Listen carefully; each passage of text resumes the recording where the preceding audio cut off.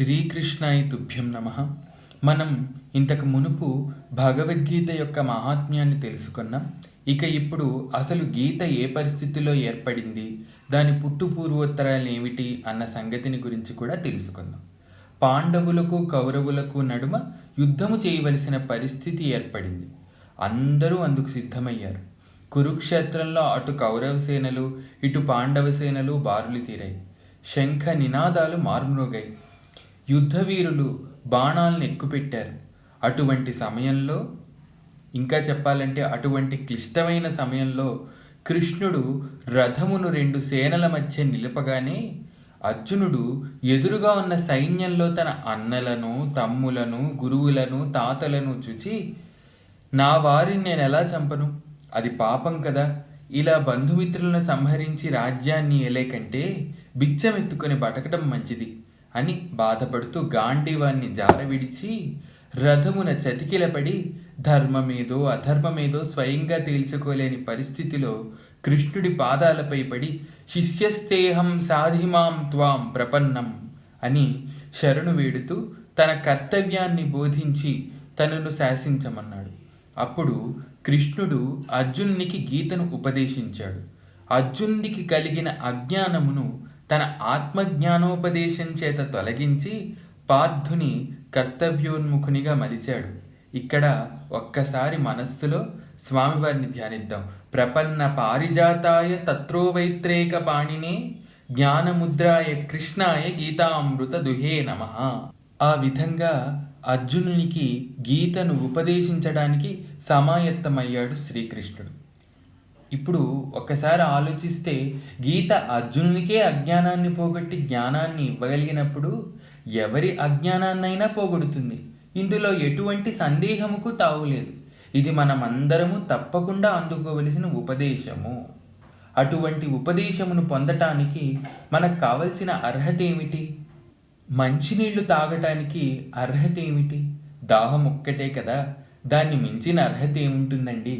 అలాగే భవరోగము చేత పీడింపబడుతున్న వారికి గీత ఔషధము శాంతిని కలిగిస్తుంది.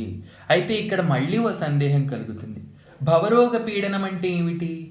జనన మరణ చక్రంలో పడి అజ్ఞానము చేత పునరపి మరణం పునరపి జననం అన్నట్టుగా జీవుడు మోక్షం ఊసులేక సంసార వ్యాధి చేత బాధిపడటమే ఈ భవరోగ పీడనం అంటే.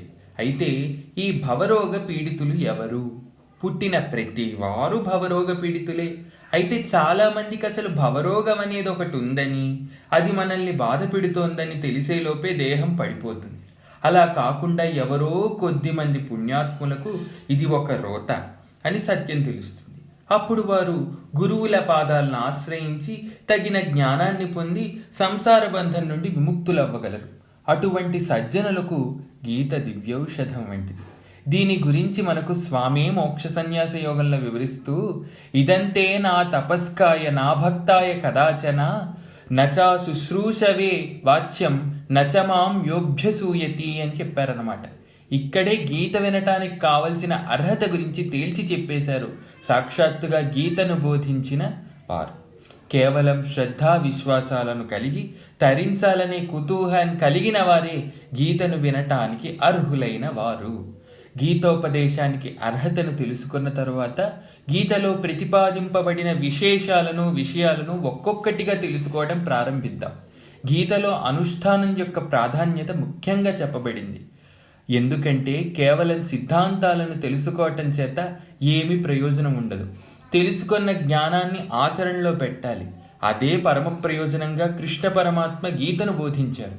అయితే అసలు జ్ఞానమును తెలుసుకోవాలన్నా, ఆచార్య తత్పరులు కావాలన్నా ముందుగా గొప్ప శీలం కలిగిన వారే ఉండాలి. కాబట్టి గీతాచార్యులు శీల నిర్మాణానికి అంటే క్యారెక్టర్ బిల్డింగ్కి చాలా ప్రాధాన్యత ఇచ్చినట్టుగా కనిపిస్తుంది. సత్వపురుషయో శుద్ధి సామ్యే కైవల్యం అని పతంజలి యోగ సూత్రాల్లో తెలిపినట్టుగా భగవంతుని తెలుసుకోవాలంటే నిర్మలమైన చిత్తము కావాలి. అలాంటి నిర్మలమైన చిత్తం మనకు కలగాలంటే తప్పకుండా తగిన సాధనను ప్రారంభించాలి. అటువంటి సాధనా జ్ఞానమే గీతలో విస్తారంగా చెప్పబడింది. గీత అనేది మనకు పరిపూర్ణంగా ఆచరణాత్మక విజ్ఞానాన్ని అందించే అమృత భాండం అని గుర్తించాలి. పైగా గీతను సునిశ్చితంగా పరిశీలిస్తే ఎక్కడ కర్మ దూషింపబడలేదండి. కర్మలను చేయవలసిన వారు ఆ కర్మలను త్యజించి అకర్మణ్యుడిగా జడప్రాయునిగా కాకూడదని మనకు బోధించింది గీత. కాబట్టి ఈ గ్రంథాన్ని ఎవరో చనిపోతే వారి గౌరవార్థం స్మరించే బదులుగా బ్రతికున్నప్పుడు మననం చేస్తే మన కర్మలను సరిదిద్ది మనల్ని తరింపజేస్తుంది, జీవుడికి ఉన్నత గతులను అందిస్తుంది. ఇదే విషయంలో మనకు కొండంత భరోసాను కల్పిస్తూ కృష్ణ పరమాత్మ స్వకర్మణా తమభ్యచ్చ సిద్ధిం విందతి మానవ అన్నారన్నమాట. తమ తమ కర్మల ద్వారా పరమాత్మను అర్చించి మానవుడు మోక్షము నొందుతాడు. అందుకనే మోక్షము ఓ వర్గానికో ఓ జాతికో చెందిన లగ్జరీ మాత్రమే కాదు అని గుర్తించాలి. తమ కర్మల్ని ఎవరైతే పరిపూర్ణంగా నెరవేరుస్తారో వారందరూ మోక్షానికి అర్హులే. భక్తిగా శివుని ఆరాధించిన కన్నప్ప ముక్తిని పొందలేదా? ఆర్తిగా వెంకటేశ్వర స్వామి వారిని వేడిన కుమ్మరదాసుడు ముక్తిని పొందలేదా? అసలు అర్జునుడు నేను యుద్ధమును చేయలేను మహాప్రభువు అని చేతులెత్తేసినప్పుడు కృష్ణుడు తన కర్తవ్యాన్ని నెరవేర్చమని కర్మను విస్మరించవద్దని పార్థునికి చేసిన దివ్యబోధే కదా ఈ భగవద్గీత. ఇక్కడ యుద్ధము అర్జునునికి విధింపబడిన కర్మగా గుర్తించాలి. తన ధర్మమును విస్మరించి కర్మభ్రష్టుడిగా కాకుండా కృష్ణుడు తన భక్తుని కాపాడాడు. అసలైన బ్రతుకు రథానికి సారథి అయి గమ్యానికి చేర్చాడు. మా మనుస్మర యుధ్యచ. అసలు కర్మలు సఫలీకృతం చేసుకోవాలి అంటే పాటించవలసిన కిటుకు ఇదే కదా. తనను స్మరించి యుద్ధం చేయమన్నాడు కృష్ణుడు. అప్పుడు ఫలమును ఈశ్వరార్పణం చేయటం ఉత్తమం. ఇక్కడ కర్మగా జడంగా ఉండిపోకుండా కర్మయోగంగా పరిణమిస్తుంది. గీత అటు ప్రవృత్తి కాక ఇటు నివృత్తి కాక మధ్య మార్గమును సూచించింది. అందుకని అది అందరికీ ఆచరణీయంగా ఉంది. శరీరంతో కర్మలను ఆచరించమని, మనస్సుతో భగవంతుని స్మరించమని గీత మనకు చెబుతుంది. అప్పుడు మనం చేస్తున్న పనిని మరింత బాగా చేయగలం. ఈ మార్గాన్ని అనుసరించే జనకుడు రాజ్యాన్నేలాడు, విష్ణువు ముల్లోకాలను పాలించాడు, అర్జునుడు సాటిలేని విధంగా యుద్ధం చేసి శాశ్వత కీర్తిని పొందాడు. ఇంత గొప్ప సిద్ధాంతమును ప్రతిపాదించింది కనుకనే భగవద్గీత అందరికీ ఇష్టమైన గ్రంథమైంది. దానికి ఇంత ప్రఖ్యాతి చేకూరింది. గీతలో ఉన్న మరో గొప్ప ప్రత్యేకత సర్వయోగ సమన్వయం. ఇది ఇంకా బాగా అర్థం చేసుకోవాలంటే దీనికి కొంత వివరణ అవసరం. ఆధ్యాత్మిక మార్గంలో ప్రయాణించేవారు, కర్మ మార్గంలో పయనించేవారు, యోగ మార్గాన్ని అవలంబించిన వారు, జ్ఞాన మార్గంలో ఉన్నవారు ఉంటారు. వారిలో కొంతమంది తమ మార్గమే గొప్ప మార్గమని మిగిలిన మార్గాలన్నీ కూడా పనికి మాలిన వాటిగా భావిస్తూ ఉంటారు. వారి వారి వాదనలను సమర్థించుకుంటూ కొన్ని ప్రమాణాలను కూడా చూపించగలరు. అటువంటి పరమార్గ ద్వేషమును తొలగించటానికి కృష్ణ పరమాత్మ గీతలో మోక్ష సాధనానికి కర్మ, జ్ఞాన, యోగ, భక్తులు నాలుగు ద్వారాలని, ఏ ద్వారం గుండా వెళ్ళినా ముక్తిని పొందవచ్చని బోధించాడు.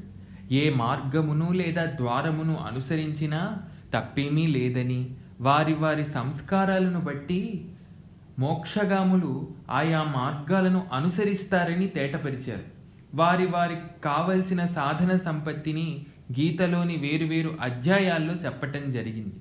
ఉదాహరణకు చిత్తము క్రియాశీలముగా అంటే యాక్టివ్గా ఉన్నవారు కర్మ మార్గాన్ని అవలంబిస్తారు. కర్మలు చేయటంలోనే వారికి ఆనందం కలుగుతుంది. చూడండి, మనం గమనిస్తే కొంతమంది స్వామివారికి పూలమాలలు కట్టడం చేత, స్వామివారికి యజ్ఞాలు నిర్వహించడం చేత, అన్నదానం చేయటం చేత, ఇటువంటి క్రియల చేత వారు ముక్తిని పొందుతూ ఉంటారు. అంటే వారిలోని క్రియాశీలకత్వం వారి ముక్తికి కారణమవుతోందన్నమాట. అలా కాకుండా ఇలాగే వేరువేరు అధ్యాయాల్లో వేరువేరు బోధనలను, పాఠాలను, మార్గాలను కూడా సూచించాడు కృష్ణ పరమాత్మ. అన్ని మటుకు చేర్చేవి భగవంతుని దొరికే సుమా అని కూడా చెప్పాడు ఆయనే. ప్రముఖంగా గీత మనకు చెప్పేది ఈ సర్వయోగ సమన్వయముని మరియు నిష్కామ కర్మ గురించి అని మనకు మెల్లగా అర్థమవుతుంది కదా. ఏ మార్గమును అనుసరించినా ఆ సాధకులకు ముఖ్యంగా ఉండవలసింది సర్వజీవరాశులపైన అపారమైన ప్రేమ, భగవంతునిపైన ఎడతెగని ప్రీతి. అప్పుడే ఆ సాధనకు ఓ అర్థము పరమార్థము చేకూరుతుంది. లేకపోతే ఎన్ని సాధనలు చేసినా వ్యర్థమే. అది ఎలాగంటే బోర్లించిన కుండలో నీళ్లు నింపటానికి చేస్తున్న ప్రయత్నం అన్నమాట. ఇక్కడ సర్వజీవ తిరస్కార కేశవం ప్రతిగచ్చతి అని మనం బాగా గుర్తుపెట్టుకోవాలంటే, ఎవరిని తిరస్కరించినా, ఎవరిని దూషించినా, బాధించినా భగవంతుని బాధించినట్లే. అందుకనే ఎల్లప్పుడూ సర్వభూత దయను కలిగి ఉండాలి. ఎందుకంటే అన్ని జీవులలోనూ భగవంతుడు ఉన్నాడు. అన్ని జీవులు భగవంతుని విశ్వరూపంలోనే ఆయన అవయముల వలె ఉన్నాయి అని మనం గుర్తించాలి. ఏ ఒక్క అవయమును బాధించినా మూలం దెబ్బతింటుంది. అందుకనే సందర్భం చిక్కినప్పుడల్లా సర్వభూత దయ గురించి భగవద్గీతలో కృష్ణ పరమాత్మ పదే పదే చెప్పారు. అద్వేష్ట సర్వభూతానాం సర్వభూత హితేరతా నిర్వైర సర్వభూతేషు అన్న మాటల్లో ఆయన చేసిన హెచ్చరికను మనం గమనించుకోవచ్చు. స్వహితం ఎంత ముఖ్యమో సమాజహితం కూడా అంతే ముఖ్యమని పరమాత్మ మనకు బోధిస్తున్నారు. సుదాముడు కూడా భాగవతంలో శ్రీకృష్ణుణ్ణి 3 విషయాలు అర్థిస్తూ వాటిలో ఒకటిగా నితాంతాపార భూతదయను కోరుకున్నారు కదా.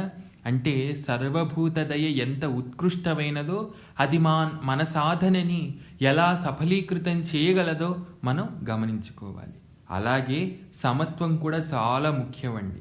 మోక్ష సాధనకు ఈ సర్వభూత హితము ఎంత ముఖ్యమో సమత్వ దృష్టి కూడా అంతే ముఖ్యం. మనస్సు నిశ్చలంగా సమదృష్టితో ఉన్నప్పుడే ఆత్మస్వరూపం చక్కగా బోధపడుతుంది. సమత్వం కూడా ఒక గొప్ప యోగంగా అభివర్ణించబడింది. సమ దుఃఖ సుఖం ధీరం సోమృతత్వాయ కల్పతే అన్నారు కదా. సమదృష్టి కలిగిన మహానుభావుల మనస్సు సుఖములోను దుఃఖములోను ఎటువంటి మార్పు చెందకుండా ఉంటుంది. మరి అటువంటి స్థితి సిద్ధిస్తేనే కదా మోక్షం కలిగేది. గీతలో కృష్ణ పరమాత్మ ఇదే స్థితి గురించి చెబుతూ ఎటువంటి పరిస్థితిలోనైనా సమభావాన్ని వీడకూడదు అని ఉపదేశించారు.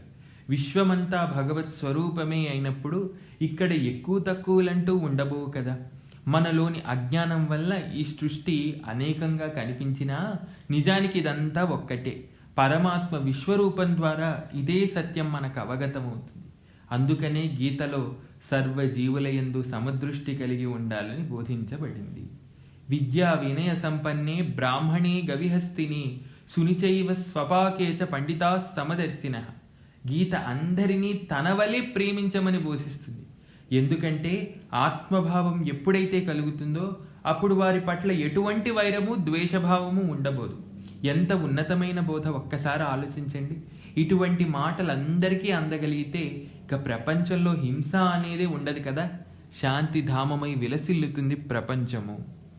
ఒకే ఆత్మ అంతటా వ్యాపించి ఉండటం చేత అందరినీ ప్రేమించమనటం ఎంతో సమంజసంగా తోస్తుంది.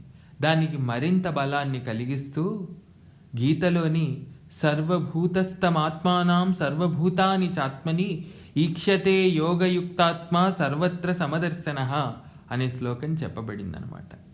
గీతలో మనకి ఇదివరకే పరిచయం ఉన్న కొన్ని పదాలకు కొత్త అర్థాలు కూడా చెప్పబడ్డాయి. అంటే ఆ పదం యొక్క నిఘంటు అర్థం కాకుండా అసలైన అర్థం అన్నమాట. యజ్ఞము, త్యాగము, యోగము, సన్యాసము, తపస్సు మొదలైన పదాలకు గీతలో అచ్చమైన అర్థాలు చెప్పబడ్డాయి. వాటి గురించి సామాన్య జనాలకు సైతం చక్కగా వివరించి చెప్పి వాటిని జనబాహుళ్యానికి మరింత దగ్గర చేశారు కృష్ణ పరమాత్మ. మొట్టమొదట యజ్ఞం గురించి తెలుసుకుందాం. సాధారణంగా యజ్ఞం అనగానే మనకి ఏం గుర్తొస్తుంది చెప్పండి? హోమగుండము, అగ్నిహోత్రము, ఋత్విక్కులు, సస్వరంగా వినిపించే వేద మంత్రఘోష. ఇదంతా జాగ్రత్తగా పరిశీలిస్తే యజ్ఞము అందరి వలన కాదని అనిపిస్తోంది కదా. పైగా కోరికతో చేసే యజ్ఞానికి ఫలితం అతి స్వల్పం అంటారు. దాని వలన మోక్షం కలుగుతుందా అంటే చెప్పడం కూడా కష్టమే. అయితే కృష్ణుడు యజ్ఞానికి నిష్కామ కర్మ అన్న నిర్వచనాన్ని చెప్పారు. ఒకవేళ నిష్కామంగా ఏదైనా కర్మను ఆచరిస్తే అదే ఘనమైన యజ్ఞము అని చెప్పారు. ఇటువంటి నిష్కామ కర్మను ఎవ్వరైనా చేయవచ్చు. ఫలానా వారే చెయ్యాలి అని నిర్దేశం ఎక్కడా లేదు. దీని గురించి ఎంతో ధనాన్ని వెచ్చించవలసిన అవసరం ఎంత మాత్రమూ లేదు. ఎంతోమంది ఉంటే గానీ చేయగలమన్న పని కాదు. మనకు మనమే చక్కగా చేసుకోగలిగిన యజ్ఞం. చేసేది తాను కాదని, చేయించేవాడు వేరొకడు ఉన్నాడని పరిపూర్ణమైన ఎరుకతో చేసే ప్రతి పని ఓ యజ్ఞమే. భగవంతుని స్మృతిలో ఆచరించే కార్యములన్నీ యజ్ఞాలే.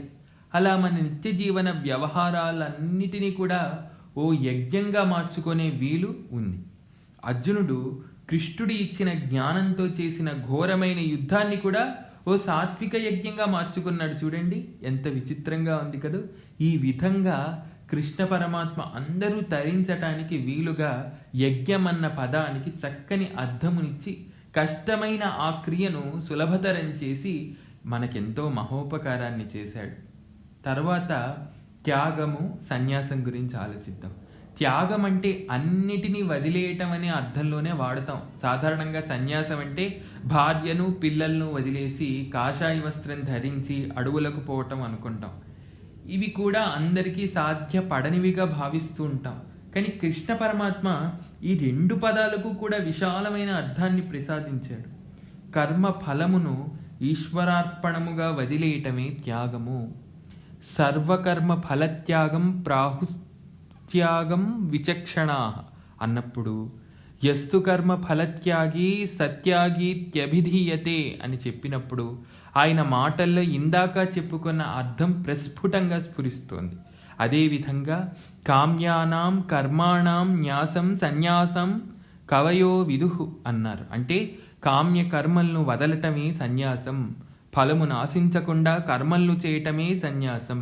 ఈ విధంగా తమ తమ కర్మలను ఆచరించిన వారు ఏ ఆశ్రమంలో ఉన్నవారైనా కూడా సన్యాసులుగానే పరిగణింపబడతారు. అంటే అటు సన్యాసికైనా, ఇటు గృహస్థుకైనా, బ్రహ్మచారికైనా, వానప్రస్థుకైనా ఎవరికైనా కావలసింది పరిపూర్ణమైన జ్ఞానమే. మనల్ని తరింపజేసేది అటువంటి ఉత్కృష్టమైన జ్ఞానమే అని ఇక్కడ కృష్ణ పరమాత్మ చక్కగా మనకి అందరికీ అర్థమయ్యే రీతిలో బోధించారన్నమాట. కర్మాచరణే ఎలా చేయాలో చెప్పే గ్రంథం భగవద్గీత కనుక ఇది అందరికీ పనికి వచ్చే గ్రంథం. అందరూ తమ తమ జీవితాలను చక్కదిద్దుకోవటానికి ఉపయోగించుకోదగ్గ గ్రంథం. ఇప్పటి వరకు మనం యజ్ఞం గురించి, త్యాగం గురించి, సన్యాసం గురించి చూసుకున్నాం కదా. ఇప్పుడు యోగం గురించి తెలుసుకుందాం. యోగం అనే శబ్దం వినగానే సహజంగా మనకు గుర్తొచ్చేది ఏమిటి? ఏ అష్టాంగ యోగమో హఠయోగమో. అయితే ఈ యోగం అనే పదానికి కూడా కృష్ణ పరమాత్మ సులభమైన నిర్వచనం ఇచ్చారు. సమత్వం యోగ ఉచ్యతే అన్నారన్నమాట. ఆయన ఏం చెప్పదలుచుకున్నారంటే పని ఫలితాన్ని ఇచ్చినా ఇవ్వకపోయినా మనస్సు చలించకుండా సమస్థితిలో ఉండటమే యోగమని తెలియజేశారు. ఇటువంటి యోగాన్ని పాటించటం అందరికీ ఎంతో సులభమైన ప్రక్రియ. ఇప్పటి నుండి ఇక యోగం అంటే ఆకాశంలోని వస్తువని భయపడకుండా అందరూ యోగాన్ని అభ్యసించాలి. భగవంతుని చేరటానికి ఉపయోగపడే ఏ కార్యమైనా యోగమే. అలాగే తపస్సు అంటే కూడా చాలామందికి ముందరే అదేదో తలను కిందకి పెట్టి కాళ్లను పైకి గాల్లో పెట్టి చేసే ప్రక్రియ అని అభిప్రాయపడుతూ ఉంటారు. గీతలో పరమాత్మ తపస్సు గురించి చెబుతూ ముందర మనకున్న మిథ్యను తొలగించి తపస్సులు 3 రకాలని తెలియజేశారు. అవే కాయికము, వాచికము, మానసికము. శరీరము, మాట, మనస్సు అందరికీ ఉంటాయండి. కాబట్టి అందరూ ఇటువంటి తపస్సులని సులభంగా చేసుకోవచ్చని దాన్ని బట్టి తెలుసుకోవచ్చు. ఈ 3 తపస్సుల గురించి వివరంగా సందర్భం వచ్చినప్పుడు తెలుసుకుందాం.